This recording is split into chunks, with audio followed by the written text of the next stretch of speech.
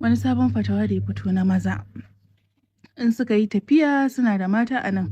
sai suka yi tafiya suka je wani guri za su iya auren wasu for that month da za su yi sai su sake su kuma matansu na nan su ma za su iya auren wani in mijinsu zai dawo sai su sake su ko su matan matan nan duwatsu ne shi namijin ne kawai yake da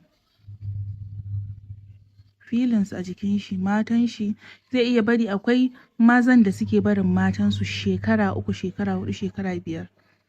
akwai namijin da shekaran shi 10 da aure amma saboda yanayin aikin shi bai fi so 10 ya zo gurin iyalin shi ba kuma wani ko wata ɗaya bai ba ita matan dutse ne ba fata wanda ya fito ya ce to ita za ta iya samu wani namiji mai je ka dawo amma ga shi zai yi dan watanni zai iya samu mace su zauna for that month so mata yanzu sun zama tools abun wasa ayi wasa da su a sake su ayi wasa a sake su wallahi na dauka da safe saboda naji fata wannan je na dauka da safe zan zo in ga ko ina ya dauka an rude yanda in yan film suka yi abu ake rudewa sai na tuna au mata fa aka ce ba su da amfani a aure su a sake su na dan kwanaki